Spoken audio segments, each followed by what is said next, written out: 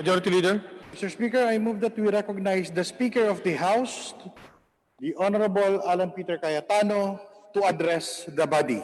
Ladies and gentlemen, members of the plenary, members of the 18th Congress, the address of the Honorable Speaker Alan Peter Cayetano.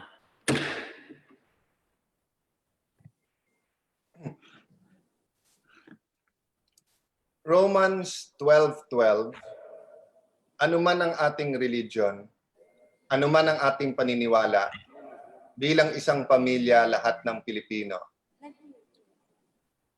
Tama po ang sinasabi ng verse na to.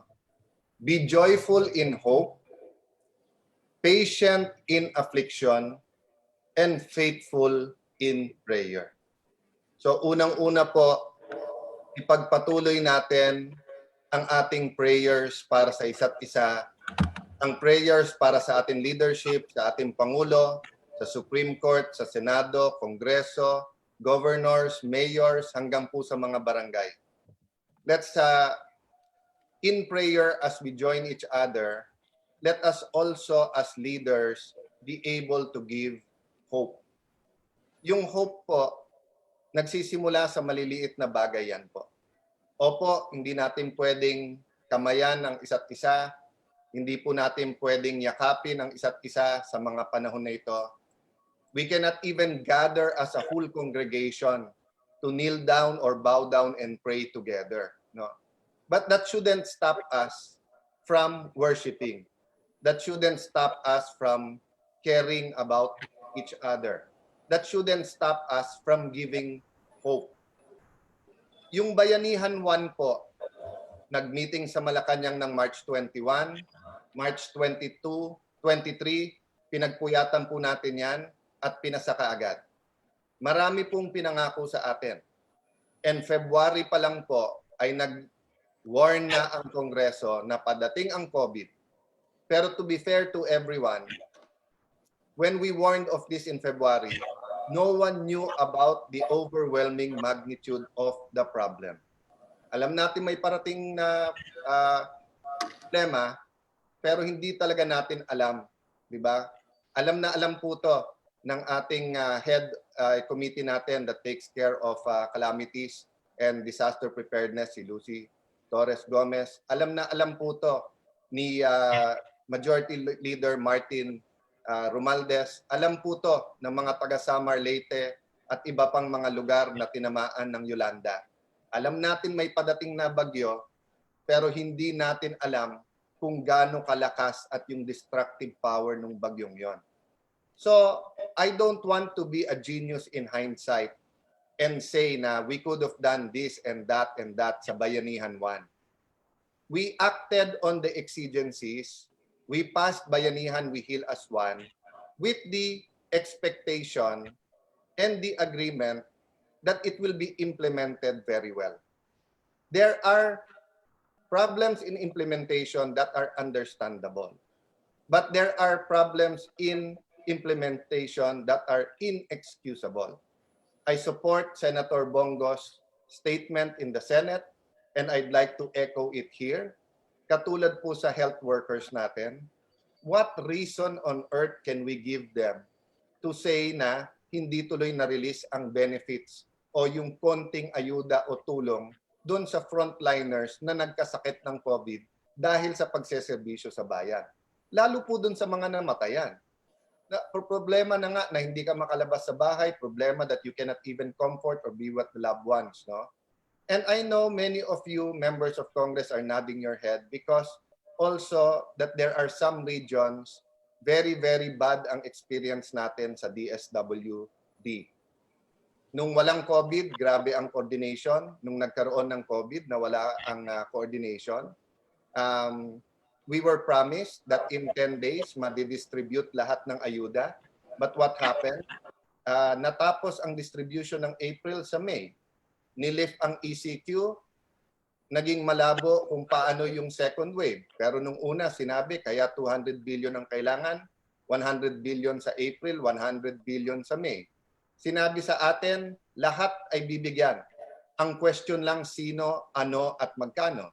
So 18 million Filipinos, poor and near poor, will be given the 5 to 8,000, but 6.4 to 6.6 million Filipinos who are in the middle and upper classes will be given a different form of stimulus or ibang uri ng ayuda.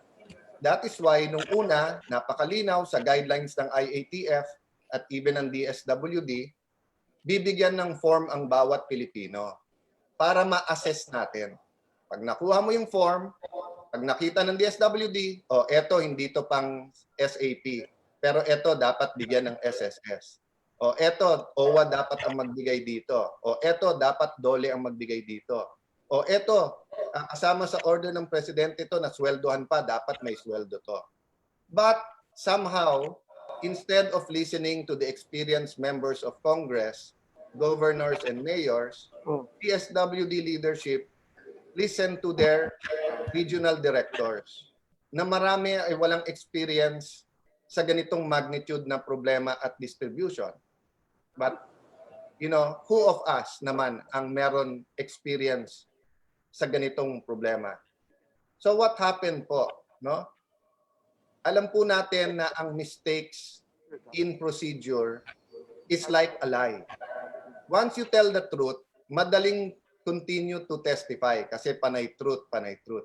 But once that you tell a lie, you have to keep covering it up. So the original sin of not coming up with a better list and not even filling up the form spiraled into many problems that instead na mabigay ng 10 days at house to house, dumating sa punto na may mga barangay na ayaw nila house to house dahil dinuduraan sila, binabatukan, tinutulak, because bago nila bigyan yung isang bahay, lalampasan nila yung 2-3 bahay. And natural po, sa mga kondisyon na to, nagutom at galit ang mga tao. So I go back to the President's consistency. Those of us who knew the President before he became President, simple lang po sinasabi niya, huwag paintay ng tao, ibigay ang tamang serbisyo. Ganon din naman po ngayon eh. Nung naging presidente siya at wala pang COVID, di ba, sabi niya, huwag pong tatagal ang papeles sa mesa ng public official. Walang corruption dapat. So, yes, ladies and gentlemen, mga kababayan, dear members of Congress, we can talk about DOLE and the OFWs. We can talk about DSWD, yung SAP, or the way, my wife was telling me, Congresswoman Lani was telling me yesterday, 3 buwan bago pwede mong bigyan ng ekstrang ayuda under the AIX guidelines yung mga may sakit para mas maraming papagbigyan. 3 buwan na hindi na binigyan yung mga may dialysis. Kasi hanggang ngayon naman, hindi lahat ng sessions ng dialysis ay covered ng PhilHealth. Although napakarami ng sessions ang covered ng PhilHealth, it's much better than before. But still, kulang pa rin. And ngayon na nagka-COVID, ngayon na pinakakailangan ng mga nagpapadialysis, isasagot daw ng office ng regional director is, ma'am, hanggang 2,000 lang. But bago nagka-COVID, may 10,000. Pero may pera naman. And if I ask every one of you to speak today, whether party list or district members of Congress, meron kayong storya about things like this. Hindi na to umaabot sa mesa ng presidente. So, tama po yung sinabi ni Senator Bongo, mga assistant secretary, mga USEC, tulungan yung secretary nyo. At kayong mga regional director po, sa mga those who took the extra mile, those po who, really showed their leadership during this time, lubusan ang aming pagpapasalamat sa inyo. At mas marami kayo. Pero doon naman po sa inyo, nadadagdagan nyo pa ng bureaucracia, sasabihin nyo, hindi pwedeng kunin yung goods kapag hindi nyo track, ayaw nyong palitan yung supplier nyo na hindi naman makapag-deliver, di ba? We don't need all of this during this time of crisis. We need to work together. So to the different departments, let it make it clear. We are your allies. We are allies with this administration. We will work with you. But let me also make it clear. Do not confuse our kindness with weakness. We will be kind because in times of crisis, nakukuha lahat sa pag-uusap sa tamang communication. Pero kung sasabihin nyo sa amin, masyado naman kasi kayong parokyal o kaya, sir, iniintindi namin buong bayan, hindi namin naintindi si Jose o si Maria. Sino ba yung buong bayan?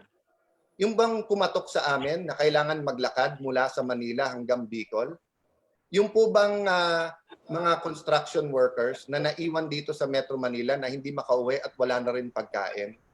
Yung pong mga farmers na nagugutom na rin, hindi ba sila kasama sa lipunan? At pag kami tumawag at kami nakipag-usap sa inyo, sasabihin nyo, inaasikaso nyo lahat.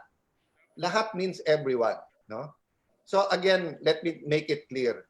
We are allies and we will continue to work with this administration. Marami po kaming kinahangaan ng mga sekretary. Hindi po lahat ng problema masusolusyonan kaagad, di ba? Transportation is an example. Yes, I join the millions in saying let's come up with a creative solution. But I do also understand that nung ngang walang crisis hindi pwedeng nasisira yung LRT, MRT at mahaba ang linya. Ngayon pa kaya kung sasabihin mo kalahati o 1/3 lang ang pwedeng sumakay, di ba? But there is a limit to the time that we can give excuses. So whether we talk about testing and contact tracing, or we talk about mga OFWs na hindi makauwi, or we talk about health workers na walang PPEs, o kung may PPEs ngayon, kung na-infect pa rin ay walang ayuda galing sa gobyerno para tulungan sila mag-recover, o pamilya man lang nila makareceive ng konti. Or if it is the daily complaints, no, with the agencies that deal with individuals in crisis, no. Nagkaroon kami ng dozens, I think baka umabot pa ng 100 na Zoom hearings, lahat ng committee and led by Martin Romualdez, yung DCC, no? 15 congressman nag-take ng time para pag-usapan ang problema sa Calabarzon or sa Region 4A. Pero yung regional director ni walang oras, regional director ng DSWD, na humarap din at makipag-usap sa mga problema, no? So, it is actions like this that causes problems to all of us. So, going into Bayanihan 2, we commit to the Filipino people and to the President, we will be supportive. But we will follow the President's lead. We will demand accountability. So we will be asking the departments, we will be talking to them, we will be having an accounting, di ba? Emergency nung March 23, so wala nang panahon para pag-usapan lahat. Pero ngayon po, we know better. For example po, we know that there is a statistic that there is 24.6 million Filipinos, 18 million Filipinos poor, near poor, 6.4 or 6.6 million middle and upper class. Pero nung nag-distribute tayo, nakita natin lahat ng klaseng problema. So if you ask me, kung magkakaroon ng second wave and God forbid, or kung magkakaroon ng ECQ ulit sa ibang lugar at may ayuda, per person na ang gawin natin para walang problema. Para walang bahay na lalampasan at walang bahay na nagsasabing, 10 kami dito, ibibigay mo, pareho lang nung katabi namin at 2 lang. No? So, that's an example of learning from our mistakes. No one could have foreseen it on March 23 nung sa Bayanihan na 1. Kasi wala naman calamity of this magnitude sa buong mundo, at least during our lifetime. But going forward, how can we give people hope about the new normal kung tayo mismo hindi nag-create ng mga opportunities at programa to showing them that the new normal is a better normal. On a personal note po, kagabi with many members of Congress, nakiramay po tayo sa Villanueva family, kiramay po tayo sa mga taga-Bukawe, and in our conversation with Brother Eddie and Senator Joel and Deputy Speaker Brother Eddie, kitang-kita po natin yung pain at kitang-kita po at kahit na hindi sa words, no, yung just conversing with them, just looking at them, parang ang gusto nilang sabihin, para saan to lahat na to? Di ba? Para saan? I mean, when you lose a loved one, suddenly everything comes into perspective. Yung rat race or what we call usual life is, di ba? Ano tong mga to? But I was reminded on my way back home from Bulacan that it's true, no, that any one of us will feel the same way when we lose someone we love. But ano ba pakiramdam ngayon ng mga may COVID-19? Ano ba pakiramdam ngayon ng mga pamilya ng OFW na 2 buwan hindi naman nakakauwi yung loved one nila? Ano pakiramdam ngayon ng isang waiter or isang naggugupit ng buhok sa salon o isang masahista sa isang wellness area o isang nagmamanicure, pag sinabi mong don't worry, may stimulus. Pero baka 6 months o 1 year wala ka naman trabaho. Hindi mo ba isipin what is this for?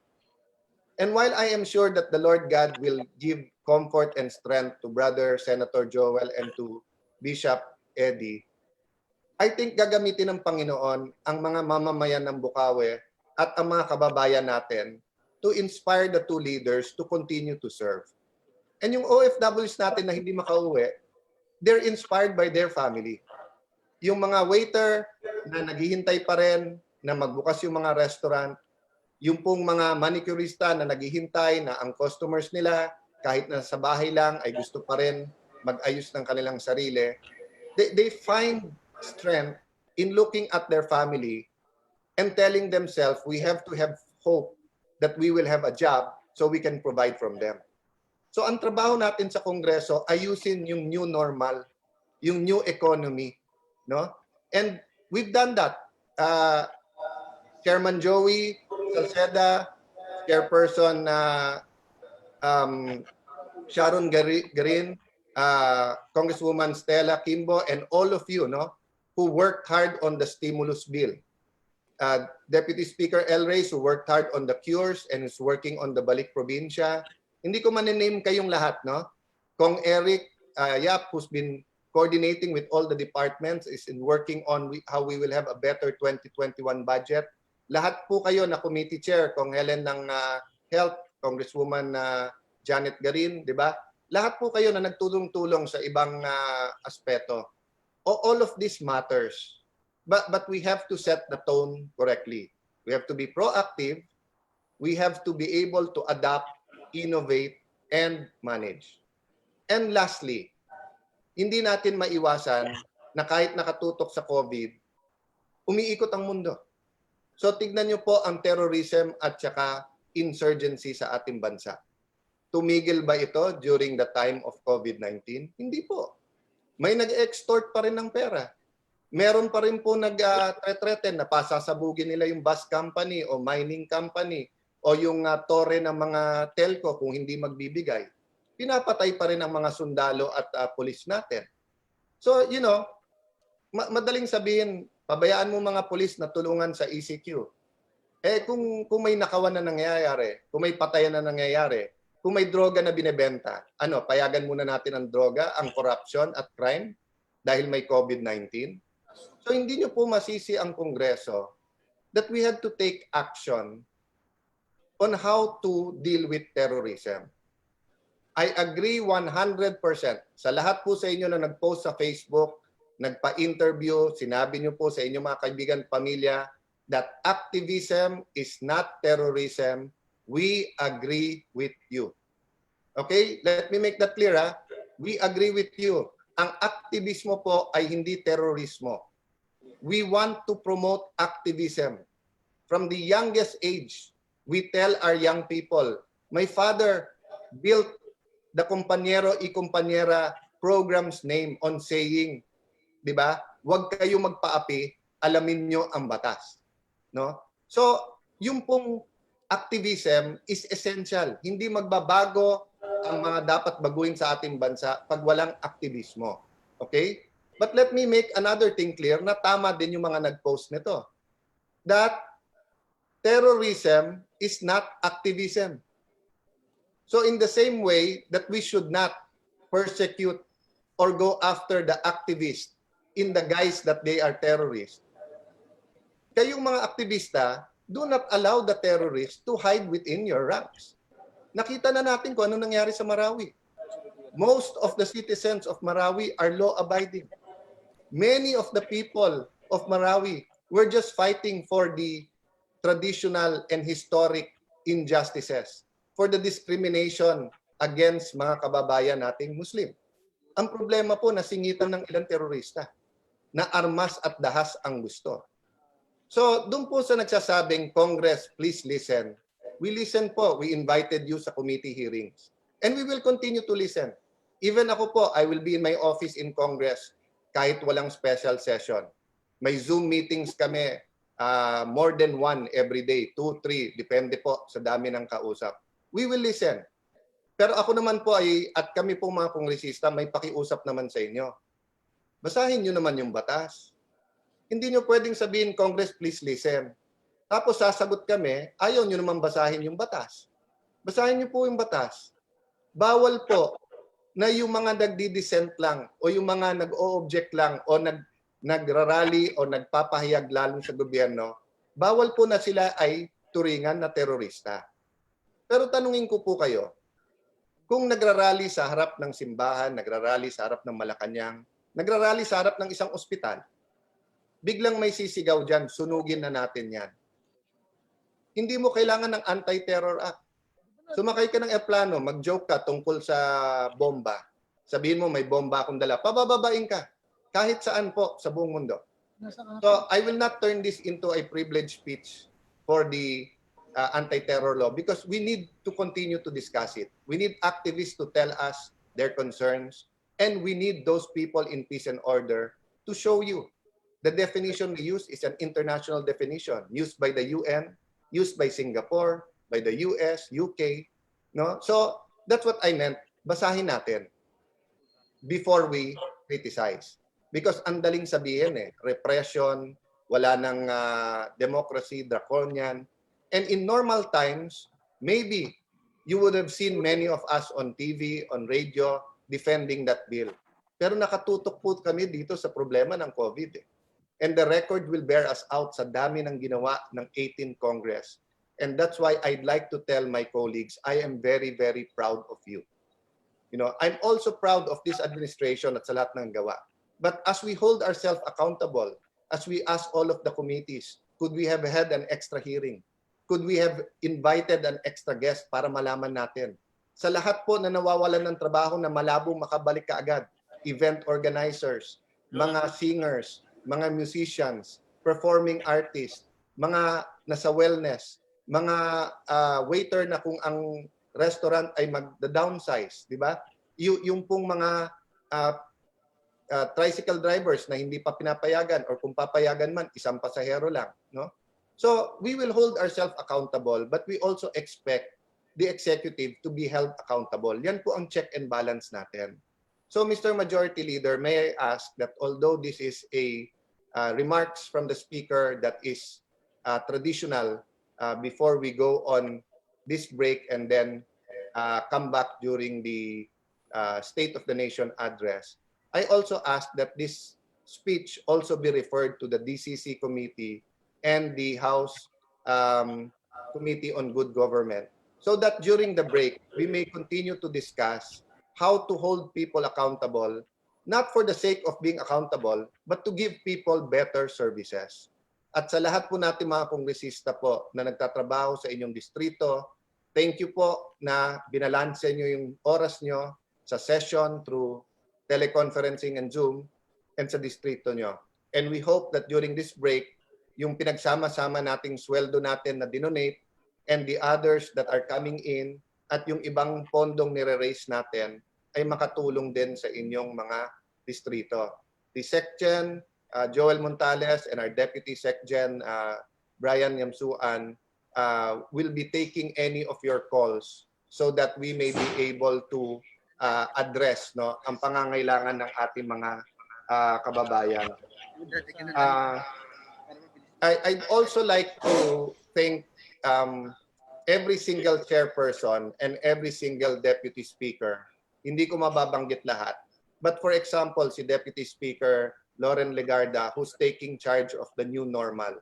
Or for example, Romulo Roman, who is hooking all the regions up and hooked us up with DepEd to think of the new normal. So hindi ko po kayo mababanggit lahat. And hindi po tayo naghahanap ngayon ng tayo po ay mabanggit o mapasalamatan kasi tulad ng sinabi ng Pangulo, trabaho natin to. So let me end the way I started by just repeating the verse. Be joyful in hope. So dear members of Congress, let us continue to give hope sa ating mga kababayan. Be patient in affliction. Kung tama ang ginagawa ng executive branch, suportahan natin. Kung mali, let us continue to show kindness, makipag-usap tayo. But let us make sure they know there will be an accounting. And lastly, let us be faithful in prayer. Prayer moves mountains. Sabi po ng Panginoon, if you have faith as small as a mustard seed, pwede mo sabihin sa isang bundok, tumalon ka sa dagat. So, in behalf of members of Congress, kasi sabi sa Bible, ang public officials are also ministers.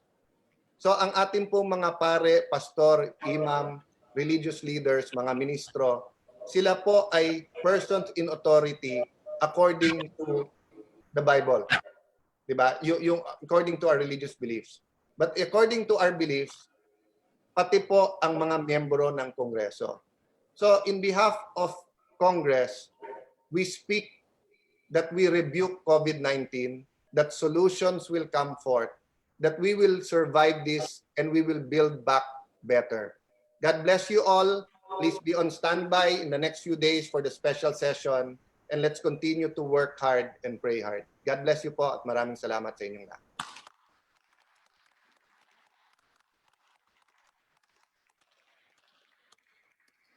Maraming salamat po sa ating ginagalang na Speaker of the House of Representatives ng 18th Congress, Speaker Alan Peter Cayetano. Majority Leader. Mr. Speaker, I move that we take up additional reference of business and request that the Secretary General be directed to read the title of measures on first reading as well as resolutions and communications. So move, Mr. Speaker. Any objection? The chair hears none. The Secretary General is hereby directed to read the title of bills, resolutions, communications for referral to appropriate committees. Additional reference of business bills on first reading. House Bill number 6965. Representative Enverga. To the Committee on Health. House Bill number 6966. To the Committee on Health. Resolutions. House Resolution To the 655. Committee on Rules. Resolutions 956. To the Committee on Labor and Employment. Resolution 957. To the Committee on Government Enterprises and Privatization. Resolution 958. To the Committee on Rules. Committee reports number 398-2370. To the Committee on Rules. Additional reference of business bills on first reading. House Bill number To 6970. the Defeat COVID-19 Ad Hoc Committee. Resolutions. Resolution